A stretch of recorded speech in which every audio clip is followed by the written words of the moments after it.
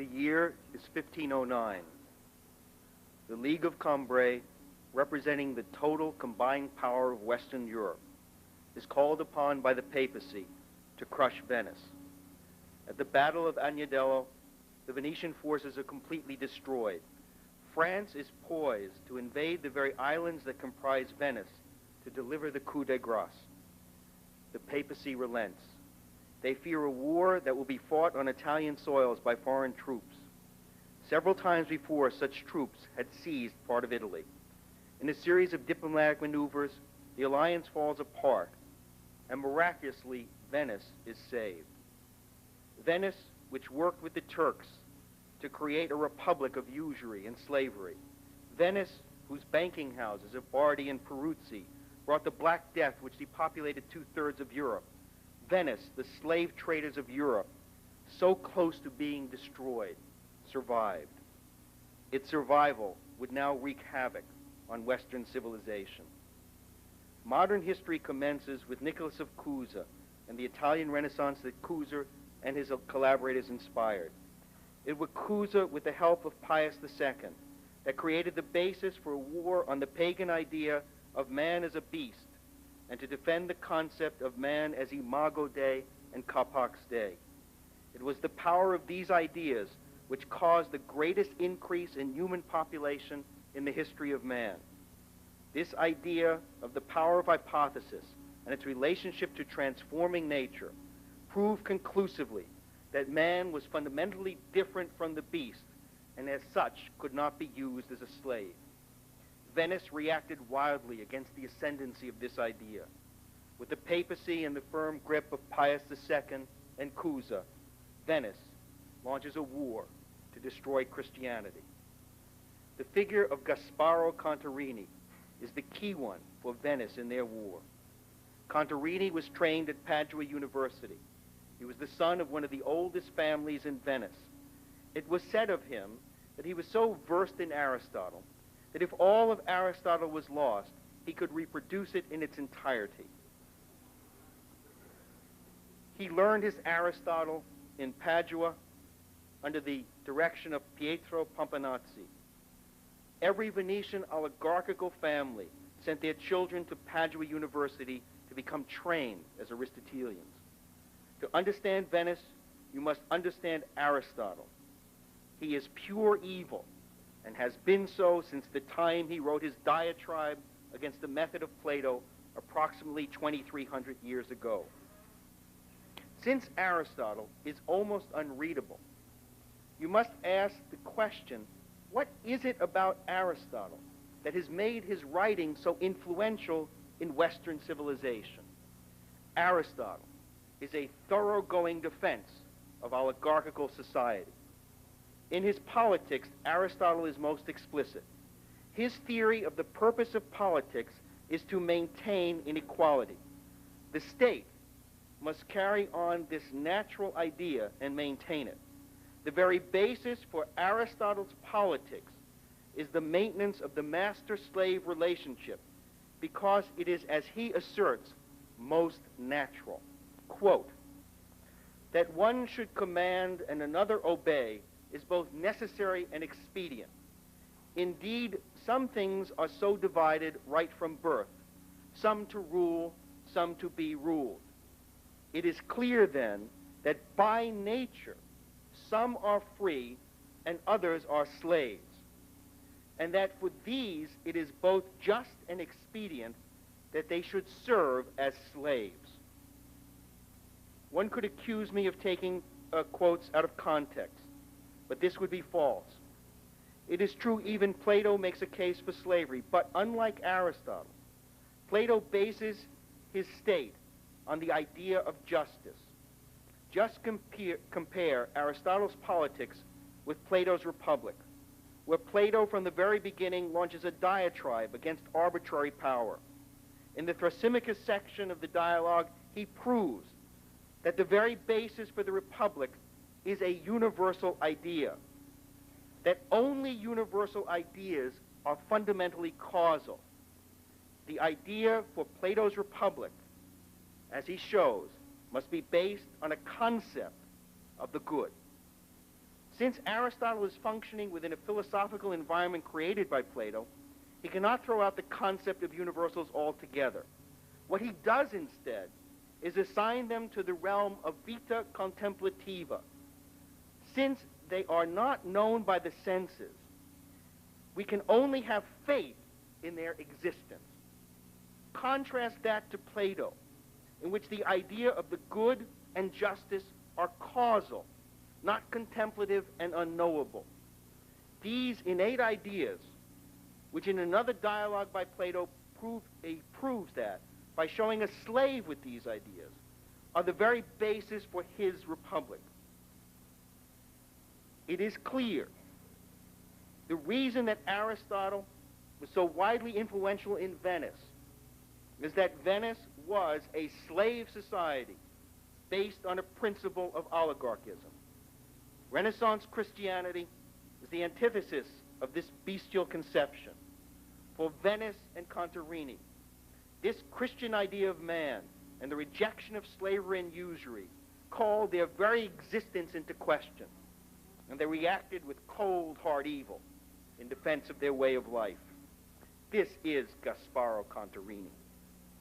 Contarini's Aristotelianism was highlighted by his early writings when he asserts, quote, "And in truth, I understand that even if I did all the penance I could, and more, it would not suffice in the least to merit happiness or even render satisfaction for past sins. Truly, I have arrived at the firm conclusion that nobody can become justified through his own works or cleansed from the desires of his own heart." He also, in another letter, calls man a worm. Radical Protestantism and Contarini's Catholicism are the Aristotelian split between vita contemplativa, faith, and vita activa, works. Aristotelianism is both the hatred of God and man.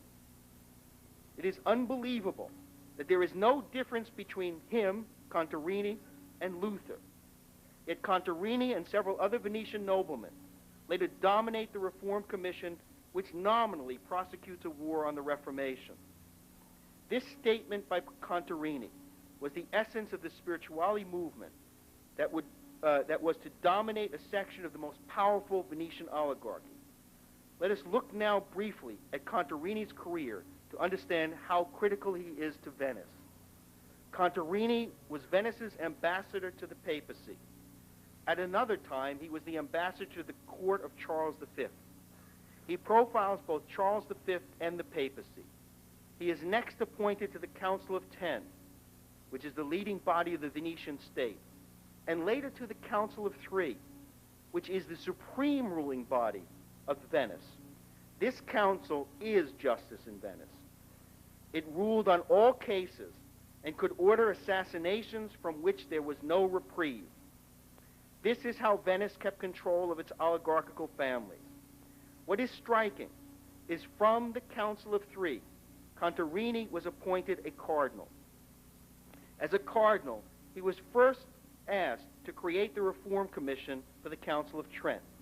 He and 4 other spiritualities dominate the commission. He was next appointed to negotiate with the Lutherans at Regensburg at the behest of the Habsburg Emperor Charles V in 1541. At Regensburg, he gives away the Venetian game. Contarini, in what was to be called Article 5, reiterates his Lutheran beliefs. It is a bit of an embarrassment that Calvin praises Article 5 at Regensburg. This is Calvin now. "You will marvel when you read Article 5 that our adversaries have conceded so much. Nothing is to be found in it that does not stand in our own writings." Then, in typical Venetian fashion, Contarini creates an Aristotelian perfidious faction inside the church, which insists that the only thing that separates Protestants from Catholics would be now reduced fundamentally to the question of the magisterium. He is later reprimanded by the Pope. It can now be stated what happened to the Renaissance. Venice manipulates both the Reformation and the Counter-Reformation, leading to a series of wars which drowns the Renaissance legacy of Cusa and Pius in a sea of blood that culminates in the 30 Years' War. This war depopulates most of Europe. It sets up the basis for an onslaught against Christianity, much as the cultural pessimism that dominated Europe after World War I. This Venetian evil was now to descend on England. What was Venice's strategic objective? It is now 1520. According to their profile of the Spanish Habsburgs, the major vulnerability of the Habsburgs had been the strategic shipping lanes through the English Channel. Spain needs the Netherlands for massive tax revenue that these holdings brought in order to maintain the Spanish army. The problem was the Spanish were also very much aware of the strategic need to have good relations with England, and the Habsburg monarchy married Catherine to Henry VIII to ensure such an alliance. For Venice to succeed, Henry had to be broken from Spain. How was this accomplished and through whom? The Venetian faction in England got the upper hand when Henry VIII fell for the sexual bait of that faction put before him, Anne Boleyn. Anne was the granddaughter of the leader of the Venetian faction in England, Thomas Howard, Duke of Norfolk, of the powerful Howard family. The Howards continued to be agents of Venetian influence for a very long time, and may be still so to this day, even though they were occasionally the victims of it. Other families, such as the Russells, Herberts, the Cavendishes, also become consistent carriers of the Venetian virus. Henry's insistence upon the divorce from Catherine of Aragon and the remarriage to Anne entailed the fall of his chief minister, Cardinal Wolsey. Wolsey knew very well what evil Venice represented, and at least on one occasion told the Venetian ambassador to his face. In Wolsey's place emerged a technocrat of the Venetian faction, Thomas Cromwell, who had learned the Venetian system while working in Venice as an accountant to a Venetian well known to the leading spirituality, Reginald Pole. Cromwell effectively ran the English government in the 1530s until his own fall and execution in the 1540s. Cromwell had cultivated those humanists who were favorable to the break with Rome, and a, quote, little Padua came to be developed around one of these figures at Cambridge University by the name of Thomas Smith. Smith returned from Padua to become the head of Cambridge in 1544. He is best known for a book on English government which asserts that kings were too powerful. Other leading figures of this little Padua were Roger Ascham, John Cheek, and William Cecil. This was a tightly knit group. They were the tutors of the Protestant children of Henry VIII, Edward and Elizabeth. At this point, we must add the infamous Francesco Zorzi. Zorzi is a Venetian sex counselor for Henry VIII. It was Zorzi that rendered Venice's official pronouncement that through his reading of the ancient Hebrew text, that the Pope did not have the right to grant the dispensation for Henry to marry Catherine. Therefore, according to Venice, Henry never truly married Catherine. For Henry, this sealed the alliance with Venice against Spain and unleashed his own ambitions. How explicit the Venetians are on the question of how explicit this faction was on the question of Venice is identified by Thomas Starkey, who was a spirituality who traveled through Venice with Reginald Pole. Okay. To identify the importance of Pole, he is a Plantagenet, who is possibly one of the claimants to the English throne. Pole later becomes the chief advisor to Mary Tudor, who reigns in England after Henry VIII. Previously, Pole had also almost been elected Pope. Starkey becomes one of Thomas Cromwell's chief spies.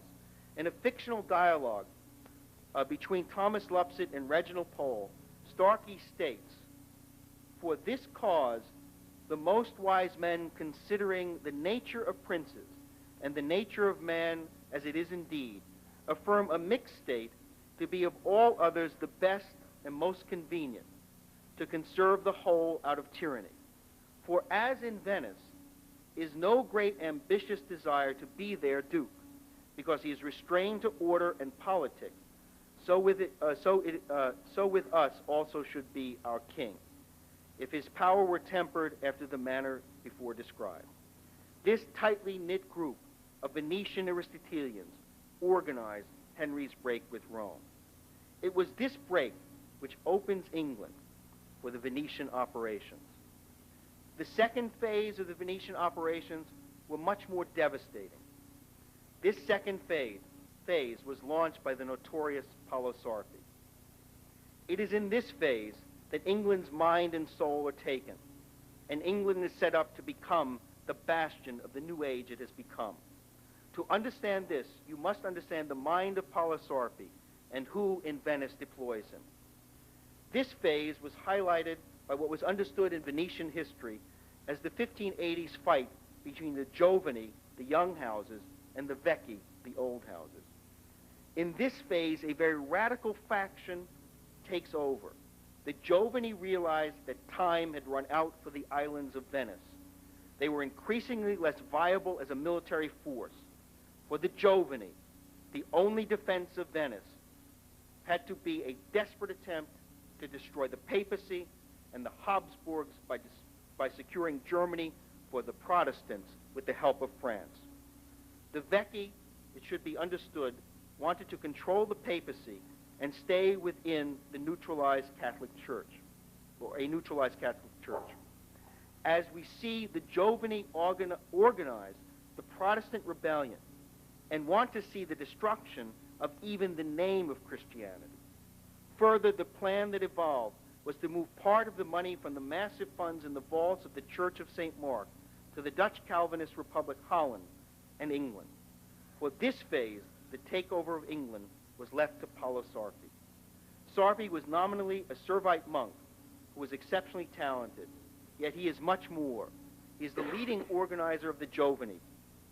Out of the Giovani salons and secret society, Venice plans the destruction of Christianity in what was to later to be called Freemasonry. In a book about Sarpi, a modern historian by the curious name Wooten proves that Sarpi was the creator of empiricism and taught Francis Bacon his so-called scientific method. The thesis of this book, which the author proves conclusively, is that Sarpi, while nominally a Catholic monk, revealed himself in his philosophical works to be a radical atheist. Sarpi was to argue that the idea of the need for providential religion as the basis for the majority of men acting morally was unnecessary.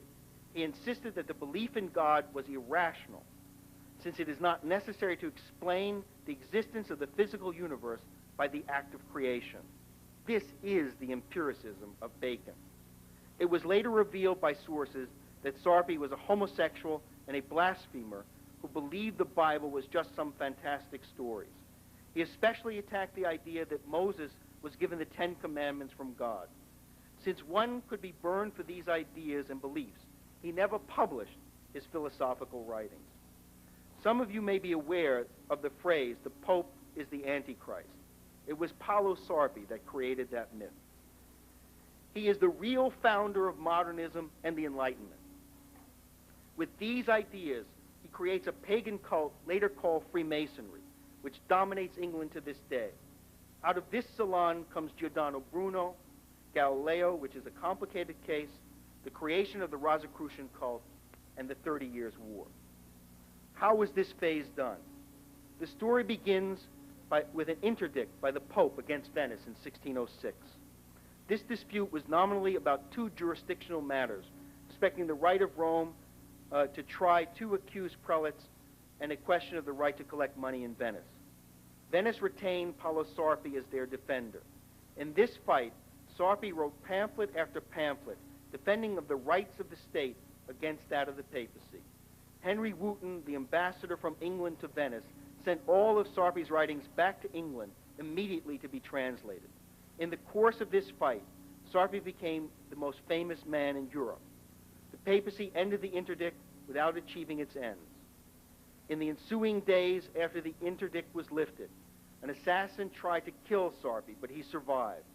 The attempt was laid at the papacy's doorstep, and now Sarpi was a hero in England and throughout Europe. He had faced down the papacy and survived. Sarpi immediately launches a thoroughgoing attack on the very existence of the church in two works called The History of the Benefices and his most famous work of his career, The History of the Council of Trent. Later, this book was dedicated to James I of England and was first published in England. It is ironic that Sarpi organized the radical Protestant opposition throughout Europe, but after all, it is Venice. Sarpi also is introduced by circles around Wootton to Francis Bacon, who corresponds with him.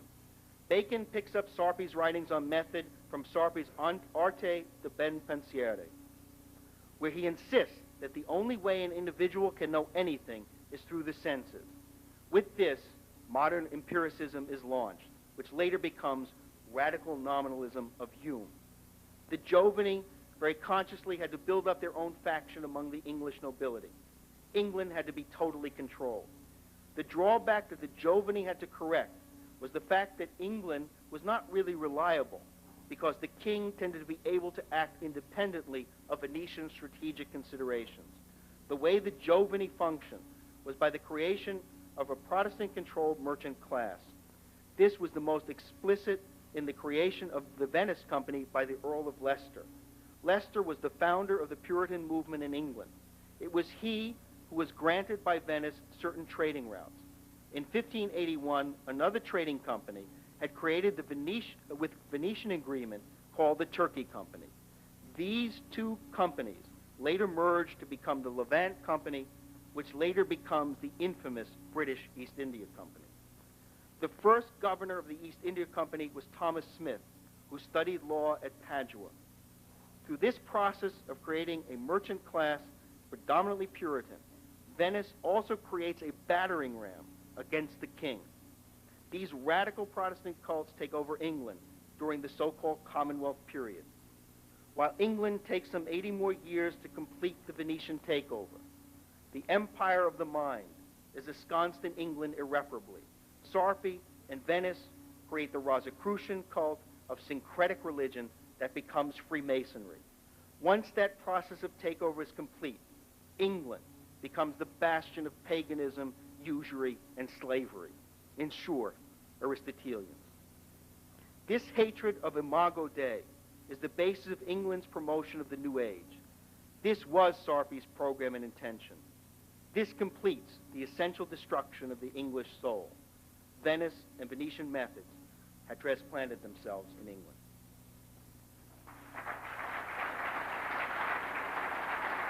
Family sent their children to Padua University to become trained as Aristotelians. To understand Venice, you must understand Aristotle. He is pure evil and has been so since the time he wrote his diatribe against the method of Plato approximately 2,300 years ago.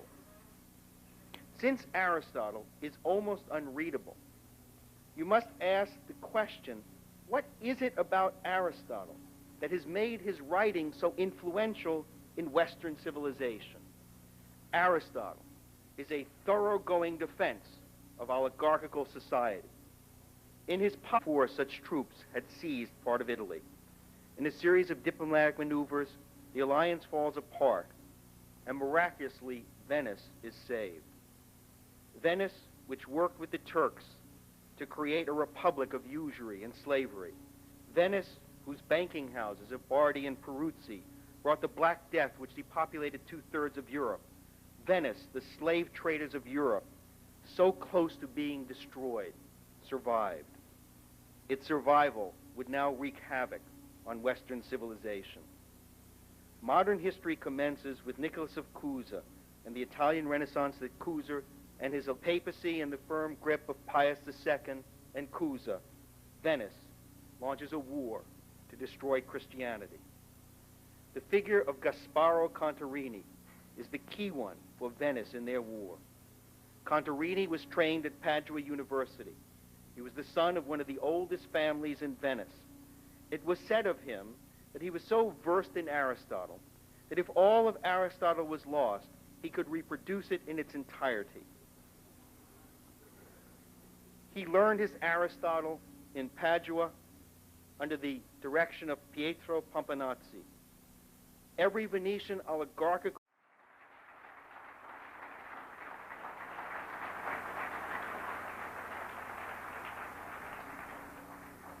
The year is 1509.